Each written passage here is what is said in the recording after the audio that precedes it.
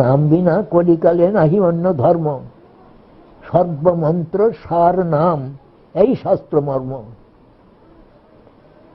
কতগুলো মন্ত্র তোমাকে মুখস্থ করতে হবে না, তুমি এই সার মন্ত্র যে কয়েকটি কথা, এইটি তুমি ভালো করে করো অপরাধ শূন্য হয়ে। কিন্তু এই নামের মালা হাতে করে থাকলে হবে না তো। অনেকেই নামের মালা হাতে কাছে নানা রকমের গপ্প করছে।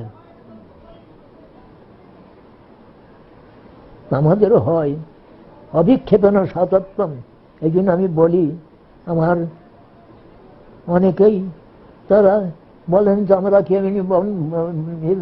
বঞ্চিত হয়ে থাকবো, আমরা কি ওই সমস্ত কথা চিন্তা করব না? করো, চিন্তা করো, আর অন্য কেউ করাও, কিন্তু তার মূলেতে আছে এই নামে রূপে নামে নিষ্ঠা। ওই যে কথাটা আছে শ্রীমদ ভাগবতে, শ্রীমদ ভাগবত বলছেন আদৌ শ্রদ্ধা তত সাধুসঙ্গ, সাধুসঙ্গ হল গুরুপাদ আশ্রয়, তত আদৌ শ্রদ্ধা তত সাধুসঙ্গ, তারপরে ভজন ক্রিয়া। কোন ভাগ্যে কোন জীবের শ্রদ্ধা যদি হয় তবে সেই জীব সাধুসঙ্গ করে। সাধুসঙ্গ হইতে হয় শ্রবণ কীর্তন, শ্রবণার্থে হয় সর্বানর্থ নিবর্তন, অনর্থ নিবৃত্তি হইলে ভক্তি নিষ্ঠা হয়, নিষ্ঠা হইতে শ্রবণার্থে রুচি উপজয়, রুচি হইতে হয় তবে আসক্তি প্রচুর, আসক্তি হইতে জন্মে কৃষ্ণে প্রত্যঙ্কুর, সেই প্রীতি গাঢ় হলে ধরে প্রেম নাম, সেই প্রেম সর্বশুদ্ধি কি সর্বানন্দ ধাম। একবারেতে ক্রম দিয়েছেন, ক্রমের মধ্যে দেখুন দেখিনি যে নিষ্ঠা বলছেন নৈষ্ঠিক ভক্তি কি, অবিক্ষেপণ সাতত্বম ভক্তি যথামৃত সিন্ধুতে বলেছেন, চিত্ত বিক্ষেপ রহিত যে নৈরন্তর্য। আমি তো দেখেছি নাম গ্রহণ করছি, একটু করতে করতে অন্য চিন্তা এসে গেছে। একটা কাক দেখেছি, কাক সম্বন্ধে চিন্তা হলো, একটা বক দেখলাম, বক সম্বন্ধে চিন্তা হলো, কত করে চিত্ত এই জগতে সমস্ত ডাইভার্টেড হয়ে গেল। কিন্তু অবিক্ষেপণ চিত্ত বিক্ষেপ রহিত যে সতত্ব নৈরন্তর্য। আমি ভক্তিনাথ ঠাকুর তাঁর নাম চিন্তামণি, হরিনাম চিন্তামণি যে লিখতেন, কৃষ্ণ নাম লক্ষ নাম তো আমি গুণে দেখলাম, লক্ষ হয়েছে, কিন্তু এক বিন্দু প্রেম না হইল গুণমণি। প্রেম হলো প্রগাঢ় প্রীতি। প্রগাঢ় প্রীতি কোথায়? কেবল সংখ্যা দেখছি, হরে কৃষ্ণ থাকলো। আর নামাচার্য ঠাকুর হরিদাস তিনি কি করতেন? 3 লক্ষ নাম একেবারেতে কখনো একটু উচ্চ স্বরে, কখনো একটু নিম্ন স্বরে সারা রাত্রি করে, যখন সূর্যোদয় হচ্ছে হচ্ছে দেখে তার সূর্যেরই প্রতি আছে, এর মধ্যে সূর্য উদিত হয়ে গেল। দিবারাত্রি কখন যে একটু চোখ বুঝলেন তত যায় না, সে কি আমরা চিন্তা করে উঠতে পারি? তো অবিক্ষেপণ সাতত্বম কথাটা দেখুন দেখুন নৈষ্ঠিক ভক্তি। আমি ওই কথাটা বলি যে করুন, আপনারা ভজন করুন, ভজন করে ওই ভাবটা আসুক, নৈষ্ঠিক ভক্তির ভাবটা আসুক, তখন বলবেন। তো নৈষ্ঠিক ভক্তি হলো না, কি করে যাবেন? তদা রজতম, নৈষ্ঠিক ভক্তির কথা বলে তদা রজতম ভাবা কামল ভাবা আসছে যে কেতরণাবিদ্ধং চেতং সত্য প্রসিদ্ধতি। তদা একবারে ঠিক বলে, যখনই ওই নৈষ্ঠিক ভক্তির উদয় হবে তদা, তখনই রজতম ভাবত্ব যে সমস্ত সব ব্যাপার সেগুলো চলে যাবে হৃদয় থেকে। তদা রজতম কামল ভাব আসছে যে চেত এতিরণাবিদ্ধং চেতং সত্যে প্রসিদ্ধতি, শুদ্ধ সত্যে স্থিত হয়ে তখন চিত্তের প্রসন্নতা, আত্মার প্রসন্নতা আসবে। এটা না এলে কি করে আমরা সেই, হ্যাঁ এটা সত্য বটে যে আমাদের সেই জান্নাত আমরা কি চাই আমরা। প্রভুপাদ এই জন্যে কার্তিক মাসে আমাদের নিয়ম সেবার সময়তে দিগদর্শন স্বরূপে ওই অষ্টকালীয় লীলার ব্যবস্থা দিয়েছেন। তো সেটা করো, হরিনাম একটু হোক, হরিনামেতে একটু নিষ্ঠা হোক, অবিক্ষেপণ সাতত্বম, চিত্ত বিক্ষেপ রহিত অবস্থাটা আসুক একটু। আমি তো দেখছি চিত্ত বিক্ষেপ, কি বলো চিত্ত বিক্ষেপ?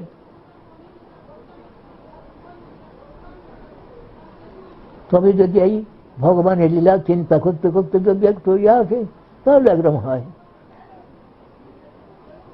কিন্তু এমনি যদি চিত্ত বিক্ষেপ আসে তাহলে কি করে আমার ওই ভজনের রহস্যতে আমার লালসা জন্মাবে?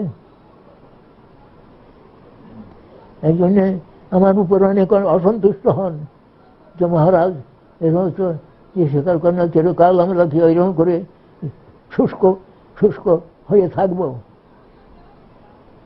তা আমি বলি যে যদি আপনার নৈষ্ঠিকী ভক্তির হৃদয় হয়ে থাকে তাহলে আপনি স্বচ্ছন্দে পারেন, বা লোককেও বলতে পারেন যে আপনি ইয়ে করুন। কিন্তু নৈষ্ঠিক ভক্তির অবস্থা হয় নাই, আপনি কি করে বলবেন? আর নাম ছাড়াও অন্য কোনো রকম উপায়তে হবে না। নাম ছেড়ে আমার চিত্তটাই হয়েছে তা নয়, নামে নিষ্ঠা নৈষ্ঠিক ভক্তির হৃদয় হওয়া চাই। বুঝতে পারেন আমি যা কি বলছি?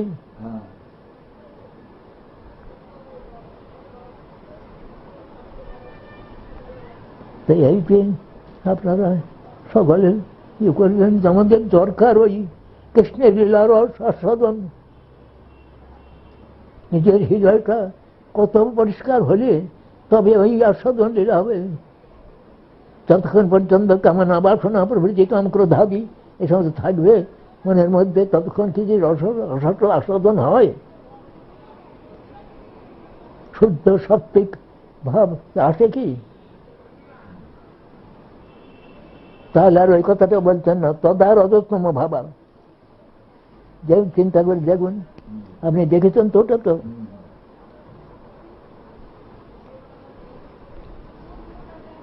শ্রদ্ধা শ্রদ্ধা শব্দে বিশ্বাস কহে সুদৃঢ় নিশ্চয়, কৃষ্ণে ভক্তি করিলে সর্বকর্মকৃত হয়। দৃঢ় বিশ্বাস এইটাতে শ্রদ্ধা, তত সাধুসঙ্গ। তখন তখন যে গুরুপদাশ্রয় চক্রবর্তী ঠাকুর আবার দুটো দিয়েছেন, ওর মধ্যে মহাতের সেবা ইত্যাদি দিয়ে দিয়েছেন কয়েকটা, 14টা হলো চক্রবর্তী ঠাকুরের নিয়মে। তো যাই হোক, আরো শ্রদ্ধা, তত সাধুসঙ্গ, অত ভজনক্রিয়া। ভজনক্রিয়া শ্রবণ কীর্তনাদি, শ্রবণাদ্য হয় ইয়ে হয়। কোনো ভাগ্যে কোনো জীবের শ্রদ্ধা যদি হয় তবে সেই জীব সাধু সঙ্গ করায়। সাধু সঙ্গ হইতে হয় শ্রবণ কীর্তন, শ্রবণার্থে হয় সর্বানর্থ নিবর্তন। অনর্থ নিবৃত্তি হইলে ভক্তি নিষ্ঠা হয়, নিষ্ঠা হইতে শ্রবণার্থে রুচি উপজয়। যত রুচি ভক্তের তখন চোখে চোখে জল প্রভৃতি তদ। এখন তোমার তদস্মসারং হৃদয়ং বা চেদম, অশ্মসার বজ্র তুল্য কঠিন, অপরাধ ফলে মম চিত্ত ফেল বজ্র সম, তুয়া নামে না লবে বিকার। হতাশ হইয়ে হরি তব নাম উচ্চ করি, বড় দুঃখে ডাকি বারবার। দুঃখটা হওয়ার দরকার তো। দীন দয়াময় করুণা নিদান, ভাববিন্দু দিয়ে রাখো পারানো, কবে তব নাম উচ্চারণে মোর, নয়নে ঝরব জর জর লোর। কই কোথায় সেসব? তদস্মসারং হৃদয়ং বা তেজং যদ্গৃহ্য মানৈ হরিনাম ধ্যেয়ৈ, না বিক্রিয়তা তো যদা বিকার, নেত্রী জবং গাত্রীরবহি রয়েছু হর্ষ। চিন্তা করে দেখুন দেখিনি না হইলে এই সমস্ত কথা কৃত্রিম ভাবে একটু চোখের জল ফেললাম, ফেলে তৎকরে বলে দিলাম হ্যাঁ তোমরা ভজন করতে পারবো, ভগবানের লীলার অর্থ ভজন করতে পারবো। আমি বাগবাজার গৌরীয় মঠে ভাগবত পাঠ করতাম রোজ সন্ধ্যাবেলা, আমার অনেক ভদ্র। তো আমি এই ইচ্ছা করে দশম স্কন্ধে বাল্যলীলা পাঠ আরম্ভ করে দিয়েছি। ওই তখন আমার মধুসূদন মহারাজ আমার শ্রোতা ছিলেন, অনেক ওই রকম ভাবে তারা খুব আস্বাদন করছেন। এই কথা চলে গেল প্রভুপাদের কাছে। প্রভুপাদ তখন পুরীধামে, প্রভুপাদের কাছে চলে গেল। পুরীধামে কি যাই হোক, প্রভুপাদ প্রভুপাদ তখন বললেন, যা লীলা তো আস্বাদন সব সময় হবে না। প্রথম নামনা শ্রবণম অন্তঃকরণে শুদ্ধাত্ম অবক্ষম শুদ্ধে অন্তঃকরণে রূপশেষ পরিণাম সম্পদ্যতে রূপানাং পরিচয় সতী পরিকর বৈশিষ্ট্যেন লীলাস্ফুরণং সম্পদ্যতে। প্রথম নামনা শ্রবণম অন্তঃকরণ শুদ্ধত্ব নামনা শ্রবণ, তারপরে কীর্তন আরম্ভ হবে। প্রথম নামনা শ্রবণ অন্তঃকরণ শুদ্ধত্ব নামক, তারপরে শুদ্ধে অন্তঃকরণে রূপশেষ পরিণাম। তার লীলা শুনলাম যে শ্যাম সুন্দর তার নামটা, তার শ্যাম কীরকম, সে তার রূপটা কীরকম। তখন রূপের কথা শ্রবণ করে তার গুণের কথা, তার গুণটা কিরকম, না তিনি ভক্ত বৎসল ইত্যাদি তার গুণের কথা। তখন তার লীলা কথা, তারপরে লীলা কথা, রূপ গুণ তবে লীলা।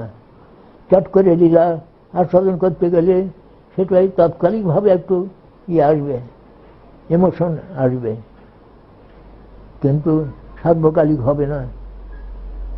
এই জন্যে প্রভুপাদ আমাকে বললেন, তো মহাপ্রভু গদাধর পণ্ডিত গোস্বামীর নিকট পুনঃ পুনঃ পুনঃ পুনঃ তিনি প্রহ্লাদ ধ্রুব লীলা, প্রহ্লাদ লীলা এই সমস্ত শ্রবণের তিনি আদর্শ প্রদর্শন করেছেন। কেন? আমরা যাতে সমস্ত কৃত্রিম ভাবটা ছেড়ে দিয়ে শুদ্ধ ভাবটা অবলম্বন করতে পারি, এই জন্যেই আমাদের এই সমস্ত ব্যবস্থা। তো প্রহ্লাদের কথা দু একবার শুনে, ও একবার শুনেছি, আর শুনে কি হবে, কিন্তু মহাপ্রভু পুনঃ পুনঃ শ্রবণের আদর্শ প্রদর্শন করতেন। দেখেন না গদাধর পণ্ডিত গোস্বামীর কাছে এসে পুনঃ পুনঃ তিনি ধ্রুব লীলা, প্রহ্লাদ লীলা এসব শ্রবণের আদর্শ প্রদর্শন করেছেন আমাদের শিক্ষা দেওয়ার জন্যে। ক্রমে ক্রমে ক্রমে ক্রমে দশম স্কন্ধ তখন আরম্ভ হবে। দশম স্কন্ধ পাঠের যোগ্যতা লাভ করতে পারব। তার পূর্বে করতে গেলে সমস্তই যাত্রা শোনার মতো অবস্থা হবে। তবে ওই আমাদের যাতে আমাদের ভাবি প্রাপ্য কি, সাধ্য বিষয় কি, এটা জানবার জন্যে প্রভুপাদ ওই কার্তিক মাসে নিয়ম সেবার ব্যবস্থা করেছেন। করতে হবে না আমি বলছি না, আমার কথা অনেক শুনে গোলমাল করে ফেলেন। করতে হবে না নয়, নামটাকে প্রধান করতে হবে। নামকে প্রধান করে নামে যখন অপরাধ শূন্য হয়ে নাম গ্রহণে নামে একটু রস আসবে, আর অবিক্ষেপণ সতোত্তম অবস্থা আসবে, চিত্ত বিক্ষেপ রহিত যে নৈরন্তর্যটা আসবে। তখন ক্রমে ক্রমে ক্রমে ক্রমে লীলার রস আস্বাদনের যোগ্যতা হবে। কেমন না নিত্যানন্দ প্রভু? তবে আমাদের একেবারেতে চেষ্টা শূন্য হলে হবে না, কারণ আমাদের তো একটা লালসা দরকার। তো আমাদের আছে এই কথা,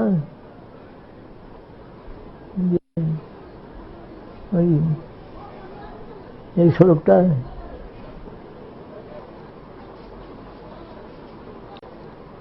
কৃষ্ণ ভক্তি রসভবতমতি ক্রিয়তামি যদি কুতোপি লভ্যতে তত্ত্ব লৌল্যমপি মূল্যমে কলম জন্মকটি সুকৃতি ন লভ্যতে। কৃষ্ণ ভক্তি রসভাবিতামতি,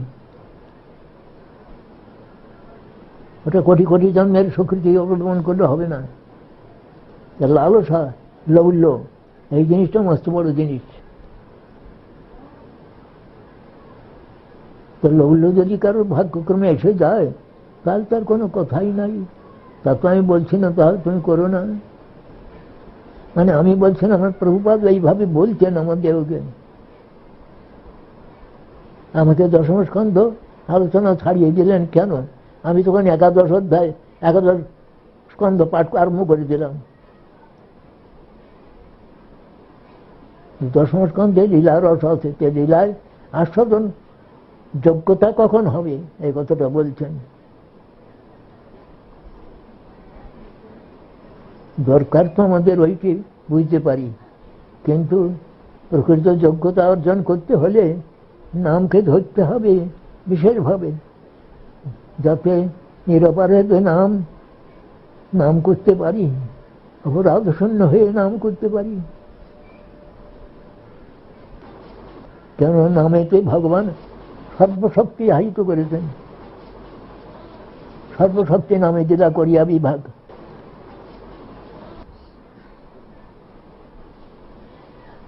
আর তার নামের নাম গ্রহণে কালাকাল বিচার রাখেন নাই, শুদ্ধ সত্যি বিচার রাখেন নাই। এই কাপড়টা আমি ছাড়ি না, এই কাপড়ে আষাঢ় কাপড়ে সকাল ভোরবেলা আষাঢ় কাপড়েতেই এ চলবে, চলো নাম করো। খাইতে সইতে যথা তথা নাম লয়, দেশকাল নিয়ম নাই সর্বসিদ্ধি হয়। এই সমস্ত কথা বলে এত এই গিয়েছেন। ভোরবেলা স্নান করবো, দাঁতন করবো, মুখ ধোবো, এ করবো, তা করবো, স্নান টান করে তারপরে তিলক টিলক করে হরিনাম করব। এত দয়া মহাপ্রভুর, কি বলছেন, যে যে অবস্থা তো হরিনাম করো।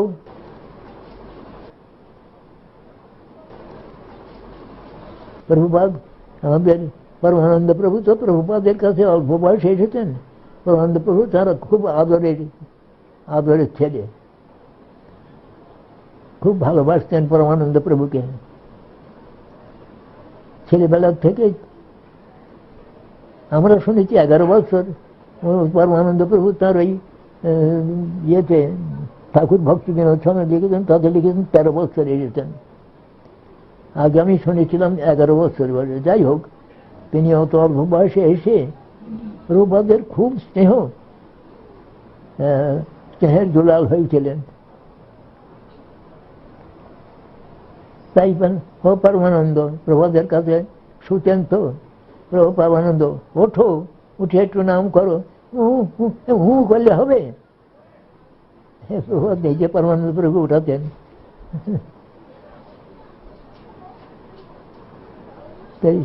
যাতে আমাদের নামের অতি একটু হয়, এই চেষ্টাটা করতে হবে।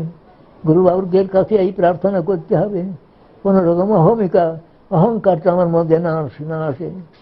আমি বড় ভজনওয়ালা হয়ে গেছি, একে বকছি তাকে বকছি, এরকম তোমরা করো আমরা শুনি। আমাদের একটা পাড়া গায়ে একটা ইয়ে ছিল, এরকম তোমরা বলো আমরা শুনি, তা তোমরা বলো আমরা শুনি, নিজেকেও বলতে হবে। সুতরাং নামই আমাদের যথা সর্বস্ব। এই জন্যই বললেন যে নাম বিনা কলিযুগে নাহি অন্য ধর্ম, সর্বমন্ত্র সার নাম, এই শাস্ত্র মর্ম। কবিরাজ গোস্বামী প্রভু বলছেন যে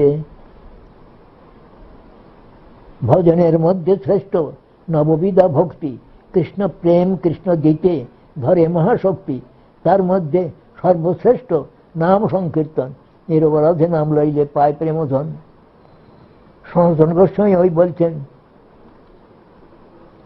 বিরমিত নির্ধর্ম ধ্যান পূজাদি যত্ন কথমপি সত্যযত্ন মুক্তিতং প্রাণিনাং যদ পরমামৃতমেকং জীবনং ভূষণং মে।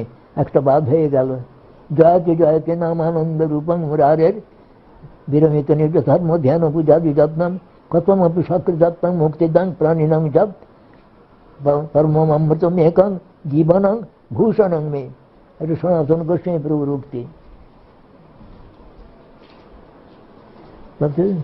সকলকে এই জন্যে নাম গ্রহণ করতে হবে বাবা। আজ এই পর্যন্ত থাক, আমার একটু নাম বাকি আছে তো।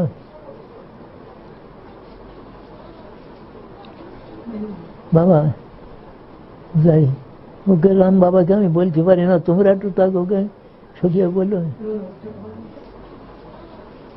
ওইটা বুঝিয়ে দাও আমাদের, এই যে রথযাত্রা, এর রহস্যটা কি? কৃষ্ণ লইয়া কুরুক্ষেত্রে দর্শন করলেন, কৃষ্ণের সঙ্গে মিলিত হলেন। যদিও কৃষ্ণকে দেখে কৃষ্ণ বললেন আমার কথা মনে আছে, তাই বলছিলেন যে যদিও সেই তুমি, সেই আমি, সেই নবসঙ্গম, তথাপি আমার মন হরে বৃন্দাবন। বৃন্দাবনে তুমি যদি তোমার চরণ জয় করো, তাহলে তোমার পূর্ণ কৃপা মানি। ওইকে যে প্রথমেতে প্রিয় স্বয়ং সহচরী কৃষ্ণ কুরুক্ষেত্র মিলিত তথাংসা রাধা তথা পন্ত খেলন মধুর মুরলী পঞ্চবুজুষে মনোমে কালেন্দি পুলিন বিপিনায় স্পৃহয়তি। ওইটাই তো বলে ওই আনের হৃদয় মৌন, ওই সমস্ত সব বলেছেন কবিরাজ গোস্বামী প্রভু।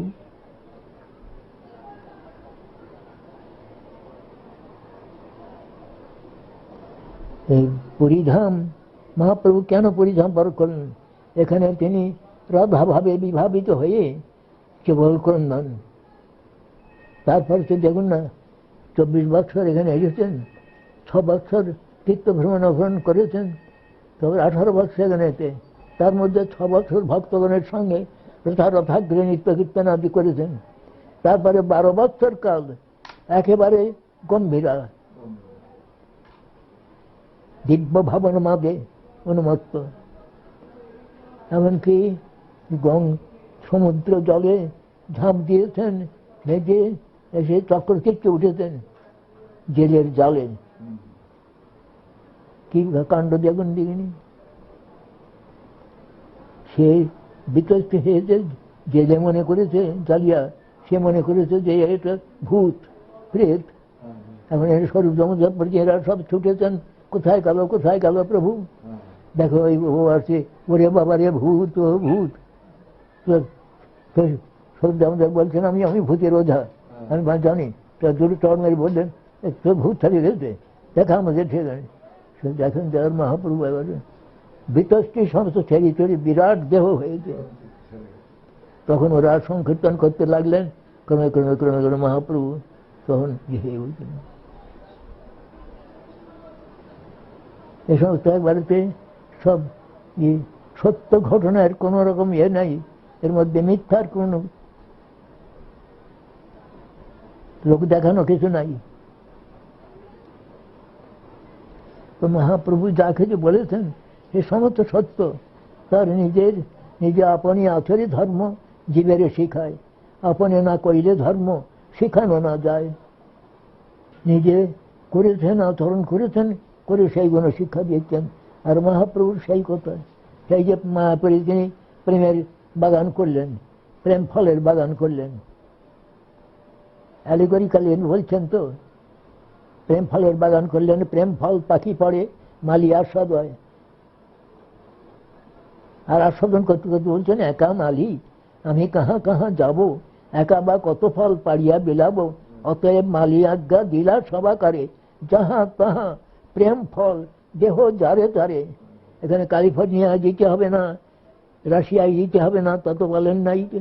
যাহা তাহা প্রেম ফল দেহ যারে তারে, খাইয়া হোক লোক অজরে অমরে, সুখী হইয়া লোক মোর গাহিবে কীর্তি, ভারত ভূমিতে হইল মনুষ্য জন্ম যার, জন্ম সার্থক করি করো পরোপকার। পৃথিবীতে আছে যত নগর আদি গ্রাম, সর্বত্র প্রচার হয় মোর নাম। কোন জায়গায় বলেন না তো কেবল ইয়েতে দিতে, ভারতে দিতে হবে, অন্য জায়গায় দিতে হবে না, মহাপ্রভুর কথা নয় তো। মহাপ্রভু বলছেন পৃথিবীতে যত আছে নগর আদি গ্রাম, আর শুধু আমাদের এই একটা পৃথিবী নয়, বহু পৃথিবীতে রয়েছে, কেমন না?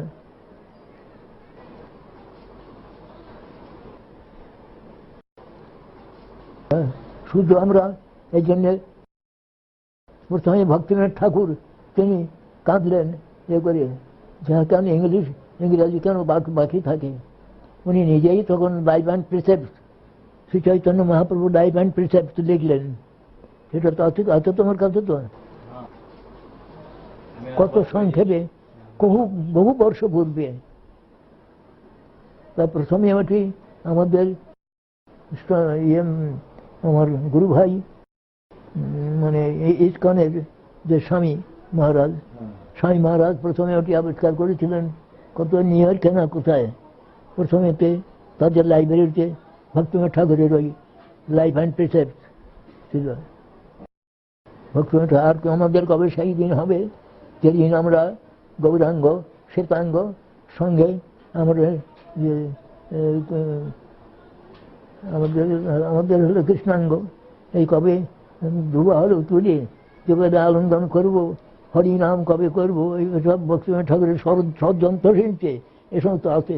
আমার সব ছিল, কোথায় চলে গেছে আমার আর নেই, ঠিক নেই।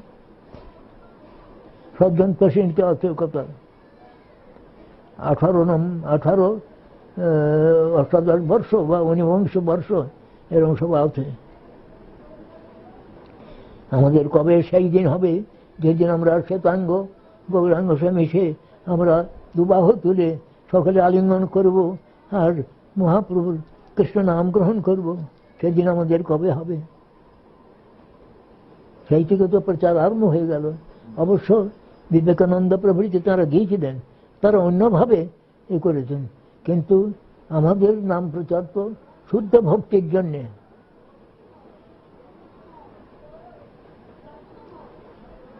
তাদের হলো মায়াবাদ, এটা তো মহাপ্রভু তো মায়াবাদ এ করেন নাই। মায়াবাদী পদ্মপুরাণের স্পষ্টই বলেছেন তো, মায়াবাদম অসচ্ছাত্তং প্রচ্ছন্ন বৌদ্ধম উচ্চতে। তারপরে কি আছে? যাই হোক, ওই রকম রয়েছে।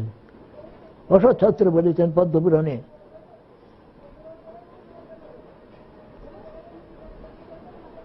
কেন না?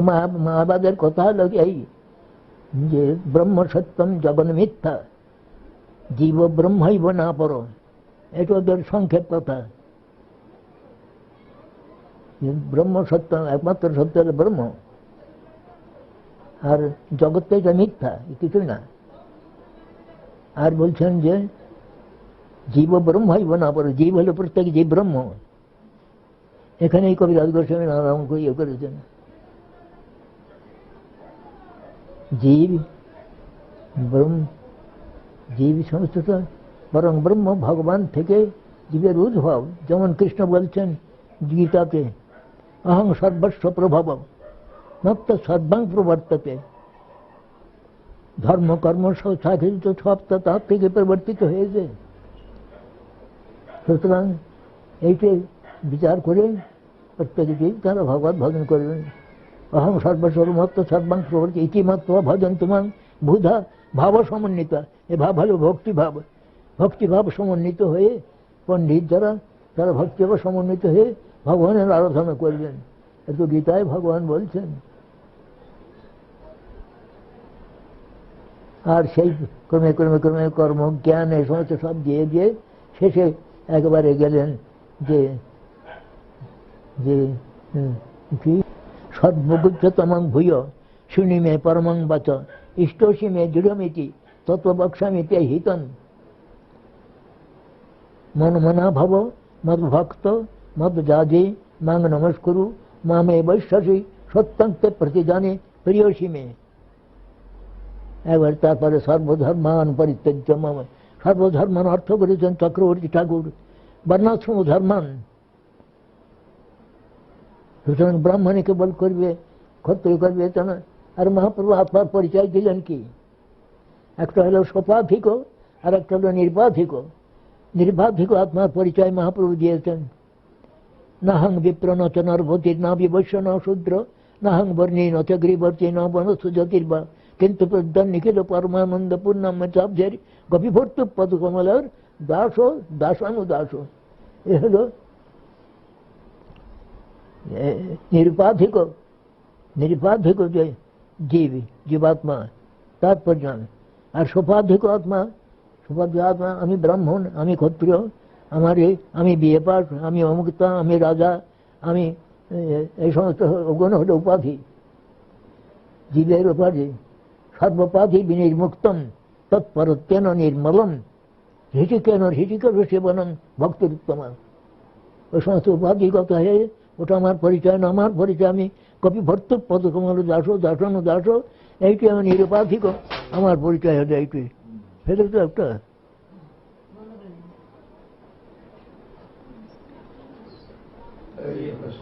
নিরুপাধিক আত্মার পরিচয় হলো এই। আমি ব্রাহ্মণ নই, ক্ষত্রিয় নই, বৈশ্য নই, শূদ্র নই, ব্রহ্মচারী নই, গৃহস্থ নই, বানপ্রস্থ নই, সন্ন্যাসী নই, বর্ণ এবং আশ্রমের মধ্যে আমার পরিচয় নাই। আমার পরিচয় তাহলে কি না, গোপীভর্ত পদকমলের দাস দাসানু দাস। গোপীভর্তা গোপীনাথ যে কৃষ্ণ, সেই কৃষ্ণের আমি দাসানু দাস। এই হলো শুদ্ধ আত্মার পরিচয় হলো এই। আর নতুবা আমি রাশিয়ান, আমি ইন্ডিয়ান, এই সমস্ত আমাদের শুদ্ধ পরিচয় নয়। বুঝলেন? শুদ্ধ পরিচয়ে সকলে পরিচিত। সব দেশের লোকের এক ধর্ম, ধর্ম বসুন বহু নয়। বুঝতে পারলেন? শুদ্ধ পরিচয়তে সব দেশের, এই যে ভক্তিমী ঠাকুরের ইয়েতে লেখা আছে দেখবে, ওই যে মহাপ্রভু শিক্ষা গ্রন্থে দেখবে, শুদ্ধ পরিচয়, আত্মার শুদ্ধ পরিচয়ে সমস্ত দেশের এক ধর্ম। আর ওই সোপাধিক উপাধি সহিত ধর্মের, আমি ব্রাহ্মণ, আমি ওর জল খাবো না, আমার কে করবো না, তা করবো না, এই সমস্ত সব রয়েছে। কেমন না? শুদ্ধ আত্মার পরিচয়। তবে আমরা যাত্রার খাই না। কেন খাই না? এমনি যেমন যোগী যারা যোগ করেন তারা যাত্রার হাত খাবেন না, তাহলে তাদের যে চিত্তবৃত্তি, সেই চিত্তবৃত্তিটা আমাদের প্রবিষ্ট হবে। বুঝতে পেরেছেন? যোগীরা যাত্রার হাতে খান না। কেন খান না? না, যোগভ্রষ্ট হয়ে যাবে। যোগ করছে একটা জিনিসের নামে, আর ধরনের অর্থ কোনো একটু কামিনী হোক কি যার হোক, অন্য যার খেলে তার চিত্তবৃত্তি তবে এসে আমার ভিতরে প্রবিষ্ট হবে। বুঝতে পারছি? এটা কিন্তু তোমাদের দেশে তা আছে। কেন অন্য লোকের তা খেতে হবে না? খেতে হবে যে তার চিত্তবৃত্তিটা আমার মধ্যে এসে পৌঁছবে। আমি যদি লম্পট হই, তাহলে ওই লম্পট লোকের হাতের জিনিস খেয়ে আমার ভিতরে লম্পটটা প্রবেশ করবে। বুঝতে পারছ? সেই জন্য আমরা যাত্রার হাতের খাই না। শ্রীমৎ মহাপ্রসাদ আমরা গ্রহণ করি। কৃষ্ণ গ্রহণ করেছেন সেই প্রসাদ। আর জগন্নাথের প্রসাদের একটা বিশেষ ইয়ে দেখবে, ওই যে ডাল প্রসাদ, যে ভক্তিমী ঠাকুরের কথা বলে গেছেন, ডাল প্রসাদের প্রশংসা ভক্তিমী ঠাকুর করে গেছেন। ডাল প্রসাদের এমনই একটা মাহাত্ম্য যে ওতে কোনো রকম ভাবে ইয়ে হবে না। অরহর ডাল তো আগে ভয়ানক ভয় করতাম, আমি তো বরাবর পেট রোগা ছিলাম, অরহর ডালকে খুব ভয় করতাম। কিন্তু এখানে অরহর ডাল একেবারে যে আপনার জগন্নাথের ডাল প্রসাদ তো অরহর ডাল, অরহর ডাল খেলে একটুও পেটের গোলমাল হবে না। আচ্ছা, তাহলে বাবা এই সমস্ত কথাগুলো আমার বুঝে যেখানে বুঝতে পারবে না আমাকে জিজ্ঞাসা করে নেবে। কোনো প্রকার ইয়ে নেই। তবে আমরা যেখানে শুদ্ধ ভক্তি পাওয়া যাবে না সেখানে আমরা কিন্তু যেখানে শুদ্ধ ভক্তি যখন গ্রহণ করেছে সেখানেতে আমাদের কোনো বিচার নাই। আমরা সেখানে যেমন মহাপ্রসাদ এসে আমার কাছে দেয়, আমি তো বলি না তুমি সাহেব তোমার হাতে খাবো না, তা তো বলি না, কারণ সে মহাপ্রসাদ যে কোন স্পর্শ দোষ দুষ্ট হন না। মহাপ্রসাদ জগন্নাথের প্রসাদ এনে দিলে স্বয়ং ব্রহ্মা শিব তারা সমস্ত সব আদর করে নাচতে নাচতে তারা জগন্নাথের প্রসাদ ভোজন করেন। আর এখানে বলছেন যে জগন্নাথ প্রত্যেক দিন এখানে নিজে আহার গ্রহণ করেন। আর সেই জন্যে প্রসাদের অবশ্যই এই প্রসাদের একটা আমি বললাম একটা এটি একটা মাহাত্ম্য নয়। মাহাত্ম্য হল ব্রহ্মমান নির্বিকারং হি যথা বিষ্ণু তথৈব তৎ বিকারং যে প্রকুর্বন্তি ভক্ষণে তদ্বিজাদয় পুত্র দ্বার বিবর্জিতা কি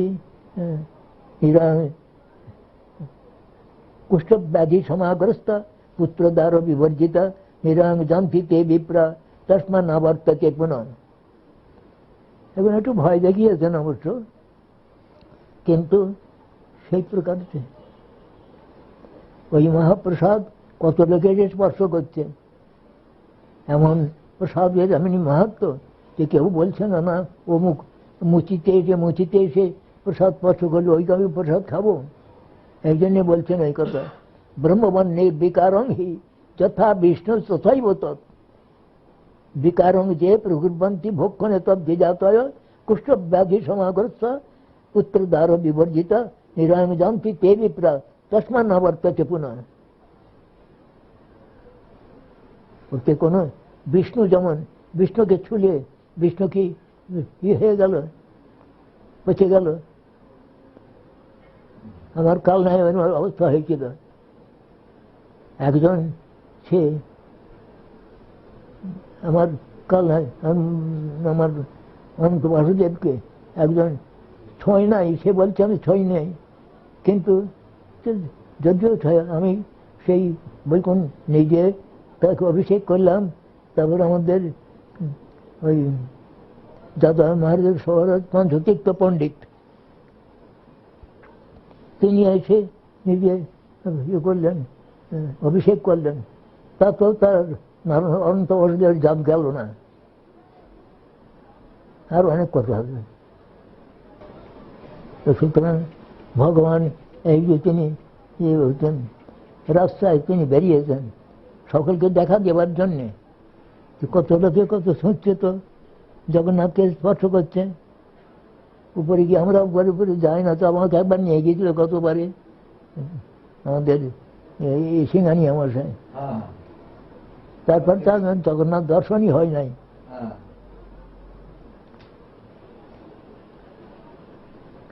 তো সুতরাং জগন্নাথকে সব ছুঁলেই যে জগন্নাথের জাত গেল তা তো নয়। তিনি তো সকলের পিতা, জগতের পিতা তিনি। পিতামহস্য জগত মাতা ধাতা পিতামহ। মহাপ্রভুর ধর্ম পরম উদার, পরম উদার।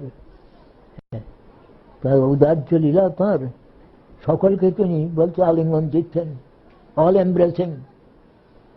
মহাপ্রভুর ধর্ম অল এমব্রেসিং, সকলকেই তিনি আলিঙ্গন করছেন।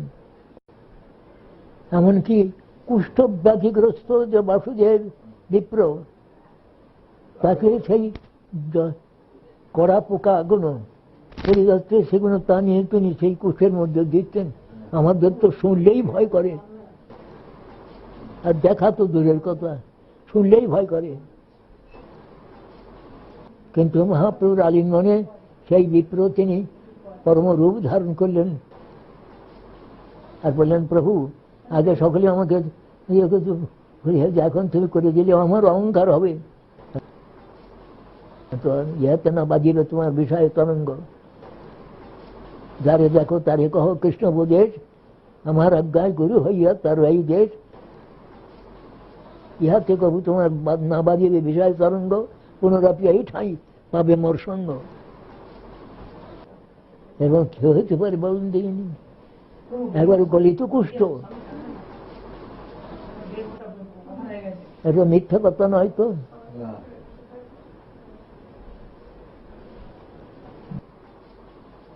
সুতরাং অনেকে আমাকে নিন্দা করে যে মহারাজ তিনি একজন ওকে উচ্চ ধর্মরাজ্যের উচ্চ কথাগুলো বলতে দেন না, তা নয়, আমি সেই জন্য দিই না। কিন্তু নৈষ্ঠিকই ভক্তিটা হওয়া চাই, এইটা তুমি বাবা ভালো করে তুমি বুঝিয়ে দিও। নৈষ্ঠিক ভক্তি হোক, কেন তখনই যখন ওই ভাগবত দেখবে তদা রজস্তম ভাবা কতটা আছে। তদা মানে তখনই, যখন এইরকম নৈষ্ঠিক ভক্তির উদয় হবে তখনই রজস্তম ভাবত্ব যে সমস্ত কাম ক্রোধাদি, তখন যে হৃদয়টা শুদ্ধ ভক্তি সম্পন্ন হবে। তদা রজস্তম হওয়া কাম লোভাদ্বার্থ যে চেত এতৈরণাবিদ্ধং স্থিতং সত্যে প্রসিদ্ধতি। কেমন না? নারায়ণ মহারাজ খুব পণ্ডিত লোক। আমি ওকে উনি প্রথমে যখন আসেন তখন থেকে ওর সঙ্গে আমার পরিচয়, কিন্তু তিনি একটু উচ্চরাজ্যের কথা বলছেন, তাতে সেটা আমি আপত্তি করি না, কিন্তু সেরকম অধিকার হওয়া চাই। অধিকার না লোভিয়া সিদ্ধ দেহ ভাবে, বিপর্যয় বুদ্ধি জন্মে শক্তির অভাবে। এ কথাটা জানো তো?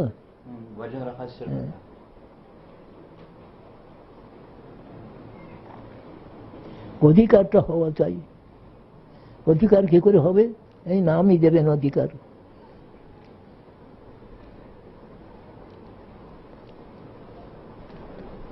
আমি তো নারায়ণ মহারাজকে আমি নিন্দা করি নাই, এটা ভালো করে বুঝিয়ে দিও। আমি নিন্দা করি নাই তাদের, তিনি উচ্চ শিক্ষিত পণ্ডিত লোক। আমার বহুকাল থেকে তিনি যখন প্রথমে আসেন তখন ঠিক তার সঙ্গে আমার পরিচয়। আমি তার অনেক গ্রন্থ নিয়েছি, আমি কতবার তার কাছে গিয়েছি। আমি তাকে নিন্দা করি না কখনো, বৈষ্ণব নিন্দার জনিত অপরাধ হয়ে যাব আমার। কিন্তু আমি সকলকে বলছি যে ফার্স্ট ডিজায়ার দেন ডিজায়ার, ফার্স্ট ডিজার্ভ দেন ডিজায়ার।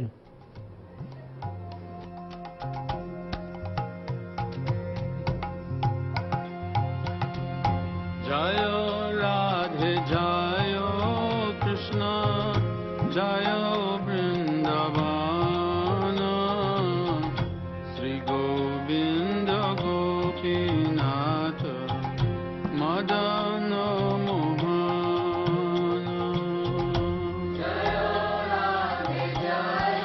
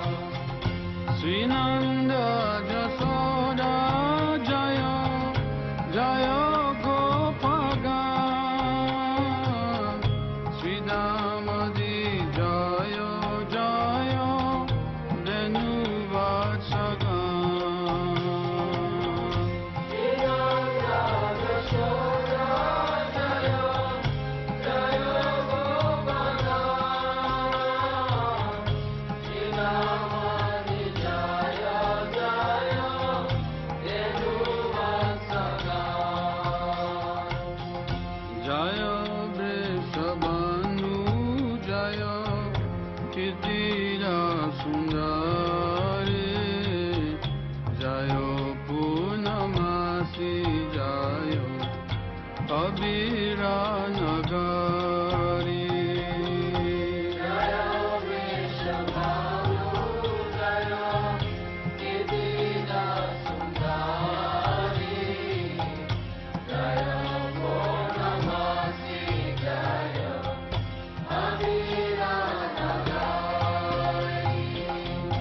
जय जय गोपीश्वर वृंदावन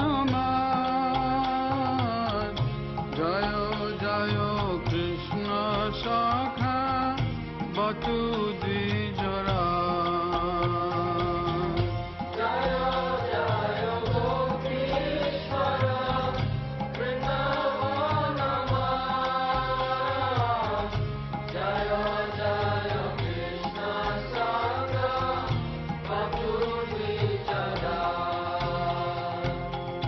जय राम कथा जय रोहिणी नंदन जय जय वृंदावन बसी जत जान